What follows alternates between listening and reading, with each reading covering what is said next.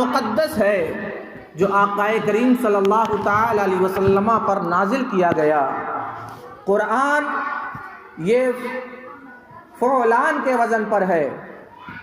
اور اس کا معنی یہ ہوتا ہے کہ سب سے زیادہ پڑھی جانے والی کتاب، جس کتاب کو سب سے زیادہ پوری دنیا میں پڑھا جاتا ہے وہ کوئی اور کتاب نہیں بلکہ کتاب اللہ، کلام الہی قرآن مجید ہے جو سب سے زیادہ پڑھی جاتی ہے۔ گویا کہ اس کے لفظ کے اندر ہی یہ موجود ہے کہ سب سے زیادہ پڑھی جانے والی کتاب اللہ کا کلام ہے جو آقا کریم صلی اللہ تعالی علیہ وسلم پر نازل ہوا۔ اللہ کے حبیب صلی اللہ تعالی علیہ وسلم کی زندگی پاک کا جب ہم مطالعہ کرتے ہیں، سیرت رسول کو جب ہم پڑھتے ہیں، تو اللہ کے حبیب صلی اللہ تعالی علیہ وسلم کی کل ظاہری حیات جو تھی وہ 63 سال کی تھی۔ 53 سال اللہ کے حبیب صلی اللہ تعالی علیہ وسلم مکہ میں رہتے ہیں اور 10 سال مدینہ میں رہتے ہیں۔ 40 سال کی عمر پاک میں اللہ کے حبیب صلی اللہ تعالی علیہ وسلم نے اپنے نبی ہونے کا اعلان فرمایا، اور اللہ کے حبیب صلی اللہ تعالی علیہ وسلم پر سب سے پہلے جو قرآن کی آیت نازل ہوئی وہ اقرأ بسم ربک الذی خلق ہے۔ یہ آیت کریمہ اللہ کے حبیب صلی اللہ تعالی علیہ وسلم پر سب سے پہلے نازل کی گئی۔ قرآن ہے کیا؟ قرآن اللہ کا کلام ہے، کلام الہی ہے۔ کس پر نازل کیا گیا؟ رسول اللہ صلی اللہ تعالی علیہ وسلم پر نازل کیا گیا۔ کس کے ذریعے نازل کیا گیا؟ فرشتوں کے ذریعے نازل کیا گیا۔ حضرت جبرائیل علیہ السلام قرآن کی آیتیں اور سورتیں رسول اللہ صلی اللہ تعالی علیہ وسلم کی بارگاہ میں حکم خداوندی سے لاتے رہے، اور کب تک یہ قرآن نازل ہوتا رہا؟ 23 سال تک جیسی ضرورت رہی، ضرورت کے مطابق یہ قرآن رسول اللہ صلی اللہ تعالی علیہ وسلم پر نازل ہوتا رہا۔ اب یہاں پر سوال یہ پیدا ہوتا ہے کہ قرآن کو تھوڑا تھوڑا کر کے نازل کیا گیا، جیسی ضرورت رہی اس کے مطابق قرآن نازل ہوتا رہا، جس طریقے سے ضرورت محسوس ہوئی اس طریقے سے اللہ رب العزت نے قرآن کو نازل کیا۔ تو سوال یہ پیدا ہوتا ہے کہ قرآن یک بارگی نازل ہو جاتا، یہ تھوڑا تھوڑا کیوں نازل کیا گیا؟ تو ہمارے علماء نے اس کا یہ جواب دیا ہے کہ اس میں کئی حکمتیں پوشیدہ ہیں۔ ان میں سے ایک حکمت یہ بھی ہے کہ جب قرآن تھوڑا تھوڑا نازل ہوگا تو اسے یاد کرنے میں بھی آسانی ہوگی، اس کو سمجھنے میں بھی آسانی ہوگی۔ کفار و مشرکین کے جو اعتراض ہوتے تھے ان کے اعتراضوں کا جواب بھی بن جاتا، اور رسول اللہ صلی اللہ تعالی علیہ وسلم کو صبر اور آپ کو صبر کی تاکید کا حکم تھا کہ جس طریقے سے دیگر انبیاء کرام علیہ الصلوۃ والتسلیم پر مصیبتیں آئی، انہوں نے تکلیفوں کو برداشت کیا اور انہوں نے صبر کیا، اسی طریقے سے انبیاء کرام علیہ الصلوۃ والتسلیم کے واقعات کو بیان کر کے رسول اللہ صلی اللہ تعالی علیہ وسلم کو یہ پیغام دیا گیا کہ آپ سے پہلے انبیاء کرام کو ستایا بھی گیا، انہیں شہید بھی کیا گیا، انہیں تکلیفیں بھی دی گئی، انہیں ہجرت بھی کرنا پڑا۔ ان تمام زندگیوں کو پڑھنے کے بعد آقا کریم صلی اللہ تعالی علیہ وسلم کو صبر آتا اور صبر کی تلقین کی گئی، صبر کی تاکید کی گئی۔ اور اس کے علاوہ بے شمار حکمتیں ہیں جس کو ہمارے علماء نے بیان فرمایا ہے۔ اس میں سے ایک حکمت یہ بھی ہے کہ قرآن جب آقا کریم صلی اللہ تعالی علیہ وسلم پر تھوڑا تھوڑا کر کے نازل کیا گیا تو اس سے رسول اللہ صلی اللہ تعالی علیہ وسلم پر اللہ کا اعزاز، اللہ کا اکرام اور اس کی رحمتیں سمجھ میں آتی ہیں۔ اللہ اکبر مسلمانوں، یہ قرآن غار حرا میں سب سے پہلے نازل کیا گیا۔ آقا کریم صلی اللہ تعالی علیہ وسلم نے قرآن کو یاد کرنے کی تاکیدیں فرمائی۔ اللہ کے حبیب صلی اللہ تعالی علیہ وسلم پر جب بھی کوئی صورت نازل ہوتی، جب بھی کوئی آیت نازل ہوتی تو آقا کریم صلی اللہ تعالی علیہ وسلم اسے یاد کرنے کا حکم فرمایا کرتے تھے، ترغیب دلایا کرتے تھے، صحابہ کرام کو حکم فرمایا کرتے تھے کہ ان آیتوں کو یاد کر لیا جائے، ان صورتوں کو یاد کر لیا جائے۔ جو آیتیں نازل ہوتی، جو صورتیں نازل ہوتی، صحابہ کرام کے درمیان اسے سنا دیا جاتا اور صحابہ کرام اسے یاد کر لیتے تھے، اور اس کا اثر اتنا عظیم ہوا کہ اللہ کے حبیب صلی اللہ تعالی علیہ وسلم کی عمر پاک ہی ہے، عمر پاک میں ہی جنگ بیر معونہ ہوا تھا۔ اس جنگ میں آقا کریم صلی اللہ تعالی علیہ وسلم کے مقدس صحابہ 70 حفاظ صحابہ شہید ہوئے تھے۔ یہ وہ صحابہ تھے جن کے سینوں میں پورا قرآن حفظ تھا، جو پورا قرآن یاد کر چکے تھے، اور جزوی اعتبار سے جو صحابہ کرام نے قرآن کو یاد کیا تھا ان کی تعداد تو الگ ہی تھی۔ گویا کہ اللہ کے حبیب صلی اللہ تعالی علیہ وسلم کے زمانے میں ہی صحابہ کرام کی ایک کثیر تعداد تھی جنہوں نے قرآن کو مکمل حفظ کر لیا تھا۔ ہمارے علماء نے بیان فرمایا ہے کہ جن صحابہ کرام نے قرآن کو یاد کیا تھا ان میں سے حضرت ابوبکر صدیق بھی ہے، حضرت عمر فاروق بھی ہے، حضرت عثمان غنی بھی ہے، حضرت مولا علی بھی ہے، حضرت عبداللہ ابن مسعود بھی ہے، اور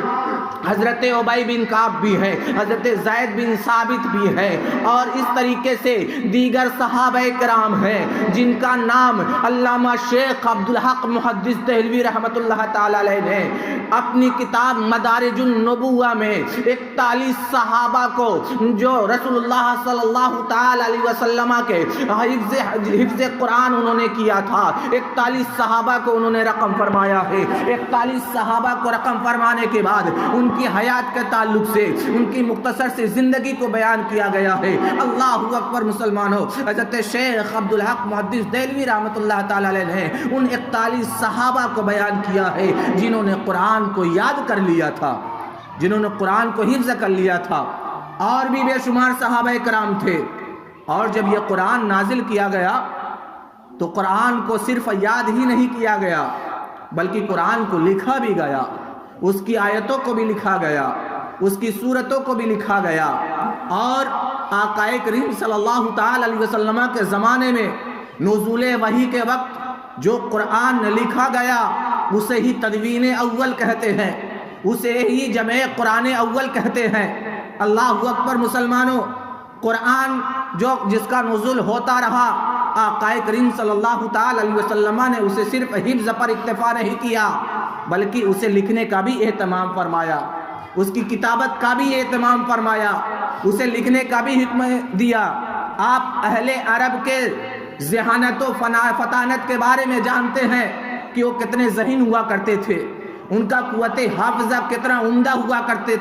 کرتا تھا۔ ہزار ہزار سال کے اشعار انہیں یاد رہا کرتے تھے، انہیں قصائد یاد رہا کرتے تھے، انہیں اپنے انساب اپنے نسب یاد رہا کرتے تھے۔ ان کے قوت حافظہ کا یہ عالم تھا کہ اپنے سامنے دوسرے کو گونگا اور بہرا سمجھا کرتے تھے، اپنے سامنے دوسرے کو بے زبان سمجھا کرتے تھے۔ اسی لیے عرب کے علاوہ دیگر ممالک میں بسنے والے انسان کو عجمی کہا کرتے تھے، گونگا کہا کرتے تھے۔ لیکن آقا کریم صلی اللہ تعالی علیہ وسلم نے اہل عرب کی اس ذہانت کے باوجود بھی، اس قوت حافظہ کے باوجود بھی صرف یاد رکھنے پر اکتفا نہیں کیا بلکہ اللہ کے حبیب صلی اللہ تعالی علیہ وسلم نے صحابہ کو قرآن لکھنے کا بھی حکم دیا۔ قرآن لکھا جانے لگا، قرآن کو تختیوں پر لکھا گیا، دبا کر دیے گئے چمڑوں پر لکھا گیا، اور پتوں پر بھی لکھا گیا، درختوں کی چھالوں پر لکھا گیا، ہڈیوں پر لکھا گیا، مختلف چیزوں کو احادیث کریمہ میں بیان کیا گیا ہے جس پر قرآن کی صورتوں اور آیتوں کو اللہ کے حبیب صلی اللہ تعالی علیہ وسلم کے بیان کرنے کے مطابق اسے حضور صلی اللہ تعالی علیہ وسلم کے مطابق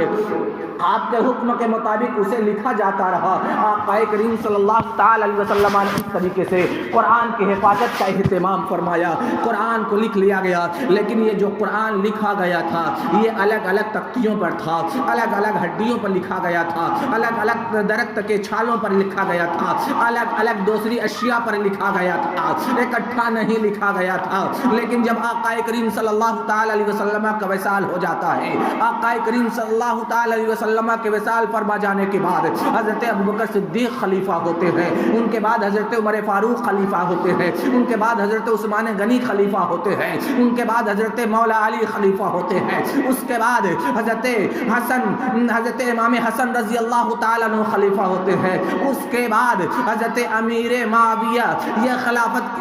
خلافت بنام حکومت کی ذمہ داری سنبھالتے ہیں. اللہ اکبر مسلمانوں. آقا کریم صلی اللہ تعالیٰ علیہ وسلم کے جو سب سے پہلے خلیفہ ہیں ان کا نام ابو بکر صدیق رضی اللہ تعالیٰ عنہ ہے. سن 11 ہجری کا زمانہ ہے. خلافت ابو بکر صدیق رضی اللہ تعالیٰ عنہ کا زمانہ ہے. اسی زمانے میں مسیلمہ کذاب سے جنگ لڑی گئی جسے جنگ یمامہ کہا جاتا ہے. اس جنگ میں مسلمانوں کو تو فتح حاصل ہوئی, مسلمان اس جنگ کو تو جیت گئے, لیکن 700 صحابہ جنہیں قرآن یاد تھا, جنہوں نے قرآن کو مکمل حفظ کیا تھا, اس جنگ میں شہید ہو جاتے ہیں. حضرت عمر فاروق رضی اللہ تعالیٰ عنہ نے اور دیگر صحابہ نے جب محسوس کر لیا کہ جب جنگ یمامہ میں حفاظ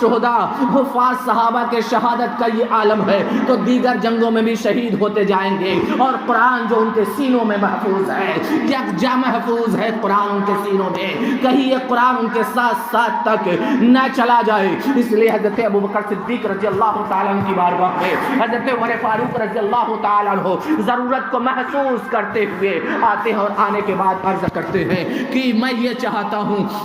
کہ آپ قرآن کو جمع کرنے کا حکم دیں, اس لیے کہ قرآن الگ الگ چیزوں پر لکھا گیا ہے, مختلف الاشیاء پر لکھا گیا ہے, اس لیے ضروری ہے کہ اس قرآن کو اکٹھا کر دیا جائے, ایک صحیفے کے اندر اسے لکھ دیا جائے, اس کے کئی صحیفے تیار کر دیے جائے تاکہ یہ مفقود ہونے سے بچ جائے, تاکہ لوگوں کے ساتھ جانے سے محفوظ ہو جائے. اللہ اکبر مسلمانوں. حضرت عمر فاروق رضی اللہ تعالیٰ عنہ حضرت ابوبکر صدیق رضی اللہ تعالیٰ عنہ سے گفتگو شنید کرتے ہیں, بات چیت کرتے ہیں, انہیں تیار کرتے ہیں, لیکن حضرت ابوبکر صدیق رضی اللہ تعالیٰ عنہ فرماتے ہیں کہ اے عمر, میں وہ کام کیسے کر سکتا ہوں جس کام کو رسول اللہ نے نہیں کیا ہے, میں اس کام کو کیسے انجام دے سکتا ہوں جس کو میرے آقا نے نہیں کیا ہے. حضرت عمر فاروق رضی اللہ تعالیٰ عنہ فرماتے ہیں کہ میں نے کہا کہ یہ کام تو اچھا ہے, یہ کام تو بہتر ہے, اس لیے اسے ہونا چاہیے. حضرت ابوبکر صدیق رضی اللہ تعالیٰ عنہ سے گفتگو شنید ہوتی رہی, حضرت عمر فاروق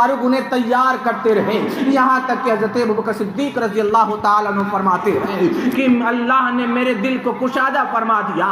اور اللہ نے میرے دل کو اطمینان بخش دیا کہ یہ کام بہتر ہے, اس لیے حضرت ابوبکر صدیق رضی اللہ تعالیٰ عنہ تیار ہو جاتے ہیں. اب اس کے بعد حضرت زید بن ثابت رضی اللہ تعالیٰ عنہ ہیں جو حفاظ قرآن سے بھی تھے, صحابی رسول بھی ہیں, جن کی عقل مندی, جن کی دیانت, جن کی پارسائی تمام صحابہ کے درمیان مسلم تھی, جن کی ذہانت و فطانت کی داد دی جاتی تھی اور جن پر کوئی تہمت بھی نہیں رکھی گئی تھی. حضرت ابوبکر صدیق رضی اللہ تعالیٰ عنہ نے ایک آدمی کو بھیجا اور بھیجنے کے بعد حضرت زید بن ثابت کو بلایا. حضرت زید بن ثابت رضی اللہ تعالیٰ عنہ فرماتے ہیں کہ جب حضرت ابوبکر نے مجھے بلایا میں ان کی بارگاہ میں پہنچا اور پہنچنے کے بعد میں نے کہا کہ حضور آپ نے مجھے بلایا ہے, آپ نے مجھے طلب کیا ہے, مقصد کیا ہے؟ تو حضرت ابوبکر صدیق رضی اللہ تعالیٰ عنہ نے فرمایا کہ بات یہ ہے کہ حفاظ صحابہ جو ہیں وہ شہید ہوتے جا رہے ہیں, ان کے سینوں میں قرآن یکجا محفوظ ہے, اسے لکھ کر کے اکٹھا کر لیا جائے, جو الگ الگ چیزوں پر لکھا گیا ہے اسے ایک جگہ مرتب کر دیا جائے, ایک جگہ مدون کر دیا جائے, تدوین قرآن کر لی جائے. حضرت ابوبکر صدیق رضی اللہ تعالیٰ عنہ فرماتے ہیں کہ تم عقل مند آدمی ہو, تم پر کوئی تہمت بھی نہیں ہے اور تم کاتب وحی بھی رہ چکے ہو. رسول اللہ صلی اللہ تعالی علیہ وسلم نے آپ کو بلا کر کے قرآن کی سورتیں بھی لکھوائی ہیں, قرآن کی آیتیں بھی لکھوائی ہیں, اس لیے میں یہ سوچتا ہوں, اس لیے میرا یہ مشورہ ہے کہ آپ تیار ہو جاؤ اور قرآن کی تدوین ہو جائے. حضرت زید بن ثابت کہتے ہیں کہ میں نے ان سے فرمایا کہ جو کام رسول اللہ نے کیا ہے نہیں کیا ہے وہ کام میں کیسے انجام دوں, اس کام کو میں کیسے انجام دوں. حضرت ابوبکر صدیق نے کہا کہ میرا بھی یہی معاملہ تھا, لیکن عمر سے جب گفتگو شنید ہوئی اور حالات زمانہ کو دیکھا گیا, لوگوں کے معاملات کو دیکھا گیا, رعایت زمانہ کرنی پڑی تو یہ سمجھ میں آ گیا کہ قرآن کی تدوین ہو جانی چاہیے. اس لیے زید بن ثابت ہم آپ کو یہ مشورہ دیتے ہیں کہ آپ تیار ہو جائیں, آپ عقل مند ہیں, آپ پر کوئی تہمت بھی نہیں ہے, آپ کاتب وحی بھی رہ چکے ہیں. حضرت زید بن ثابت فرماتے ہیں کہ جب حضرت ابوبکر صدیق رضی اللہ تعالیٰ عنہ سے میری گفتگو شنید ہوتی ہے تو میں بھی تیار ہو جاتا ہوں۔ اس کے بعد جو آیتیں درختوں کے چھالوں پر لکھی گئی تھی، اس کے بعد جو آیتیں ہڈیوں پر لکھی گئی تھی، اس کے بعد جو آیتیں تختیوں پر لکھی گئی تھی، مختلف الاشیاء پر لکھی گئی تھی، ان تمام چیزوں کو اکٹھا کیا گیا اور اکٹھا کرنے کے بعد ہر صورتوں کو ایک صحیفہ بنا دیا گیا، ہر صورتوں کا ایک صحیفہ تیار کر دیا گیا۔ عزیزان ملت اسلامیہ، اس کو اور میں آپ کے تفہیم کے قریب کر دیتا ہوں کہ آپ نے دیکھا ہوگا کہ صورتوں کی ایک الگ کتاب ہوا کرتی ہے، پارے کی ایک الگ کتاب ہوا کرتی ہے، پورا قرآن ایک الگ شکل میں ہوتا ہے، ہر ایک کی حیت بدلی ہوا کرتی ہے۔ حضرت ابوبکر صدیق رضی اللہ تعالیٰ عنہ کے زمانے میں جس قرآن کو تدوین کیا گیا تھا، ان کی صورتیں الگ الگ صحیفوں میں لکھ دی گئی تھی۔ صحیفے کا مطلب یہ ہے کہ دو دفتیوں کے درمیان اسے لکھ دیا گیا تھا، دو دفتیوں کے درمیان اسے جمع کر دیا گیا تھا، دو دفتیوں کے درمیان اس کی تدوین کر دی گئی تھی۔ یہ حضرت ابوبکر صدیق رضی اللہ تعالیٰ عنہ کے زمانے کے تدوین قرآن کا حال تھا۔ اور جب حضرت ابوبکر صدیق رضی اللہ تعالیٰ عنہ کا وصال ہو جاتا ہے اور وہ قرآن جس کو جمع حضرت ابوبکر صدیق نے فرمایا تھا، تدوین قرآن ثانی، یہ اس کے بعد حضرت عمر فاروق رضی اللہ تعالیٰ عنہ کی بارگاہ میں ہے۔